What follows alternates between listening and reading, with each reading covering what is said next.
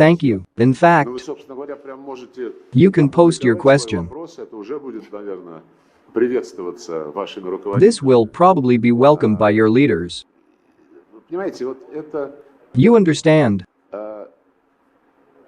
Our Western colleagues are very fond of cancel culture.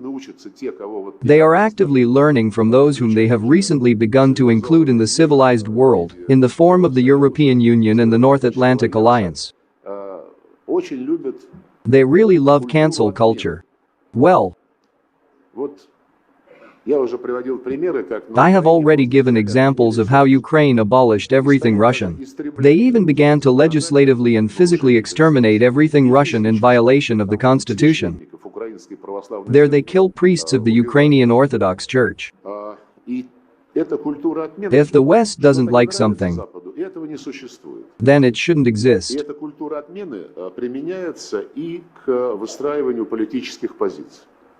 And this cancel culture applies to the construction of political positions. In February 2014, a bloody coup took place in Ukraine. I will emphasize once again that then they did not give a damn about Germany, France and Poland, who, with their signatures a day before the coup, guaranteed an agreement between the opposition and the government. The first act of the putschists who came to power and who were supported by the same United States and Britain. Their first act was a statement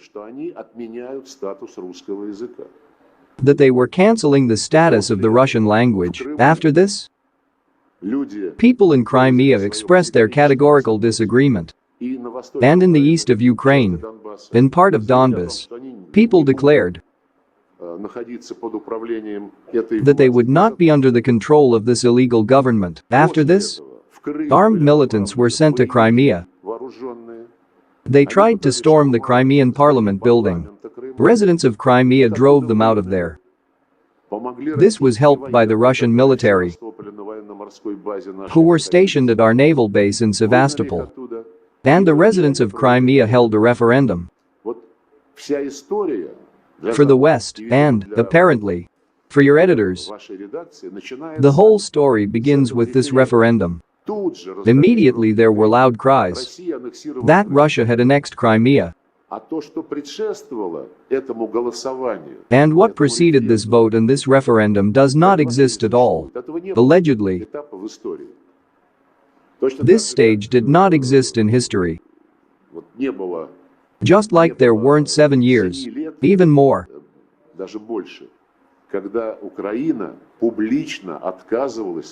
when Ukraine publicly refused to implement the UN Security Council resolution on the Minsk agreements. By the way, the Minsk agreements were also concluded by Germany, France, Russia and Ukraine. The Germans and French constantly emphasized that they are the mediators, and the dispute is between Russia and Ukraine. Although the Minsk agreements were between Donbas, between two self-proclaimed republics, and the Ukrainian government, both Merkel and Holland subsequently, last year, proudly, with pleasure, publicly admitted that no one was going to implement the Minsk agreements and the UN Security Council resolution. They needed to buy time in order to arm Ukraine. Does anyone remember this when they pretend the whole story started on February 24, 2022? No. You are clearly interested in history. But you also have a small gap in this knowledge. By the way, returning to the Balkans, as in the case of the Minsk agreements, when France and Germany declared themselves mediators on behalf of the European Union, the European Union also acted as a mediator between Belgrade and Pristina in agreeing on the decision to create the Community of Serbian Municipalities of Kosovo. This was in 2013, and the Minsk agreements were signed in 2015. Well, it's about the same period of time. Let me remind you that in both cases the European Union was a mediator. ничем. Беспомощность проявилась в обоих этих ситуациях. И, кстати, речь-то шла примерно о том же. Речь шла о том, чтобы In both cases, this mediation ended in nothing. Helplessness manifested itself in both of these situations. By the way, we were talking about approximately the same thing. The point was that these two republics should have the right to speak Russian, educate their children in Russian, have media in Russian, have their own local police and law enforcement agencies, and that they be consulted when appointing judges and prosecutors for work in these areas. This is almost identical to the rights that the Serbs were supposed to receive within the community of Serbian municipalities of Kosovo. In both cases, the European Union loudly declared that it played a decisive role, but in both cases, the European Union proved its helplessness and complete inability to negotiate, but, in principle, of course, in no topic can one cut off the root causes of a particular situation.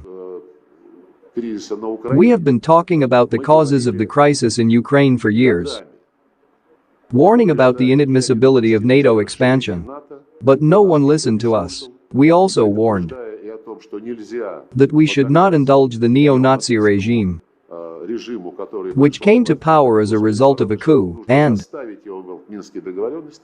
that it must be forced to comply with the Minsk agreements. Nobody listened to us. You see, apparently it's been delayed for you too. The propaganda campaign is actively on stream. You remember that Russia woke up in the morning and decided to start a war. But we have been talking for years about the perniciousness of Ukraine being sucked into NATO, about the perniciousness of creating direct military threats to the Russian Federation right on the territory of Ukraine. There were plans to build an American military base on the Black Sea and a British military base on the Sea of Azov.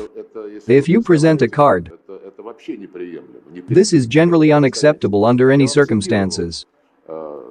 I have already quoted François Mitterrand, who warned about this 30 years ago. Nobody listened to this. By the way, about the fact that no one was going to implement the Minsk agreements, because then the unitary foundations of the Ukrainian state, which our Western colleagues want to preserve, would supposedly be undermined. Emmanuel Macron recently visited Corsica. You've probably heard about it. And he advocated giving Corsica autonomous status, reflecting this status in the French constitution, among other things.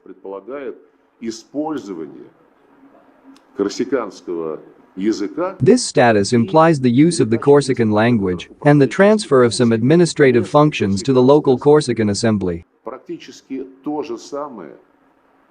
Almost the same thing was required by the Minsk agreements in relation to the eastern part of Ukraine. That is, these ideas exist, but no one draws conclusions. We are ready to debate and defend our truth. But those who chickened out and who limited themselves to trying to Ukrainize the entire agenda in the OSCE, it is useless to talk to them. They have already made a decision that Russia must suffer a strategic defeat on the battlefield. This is what we are doing.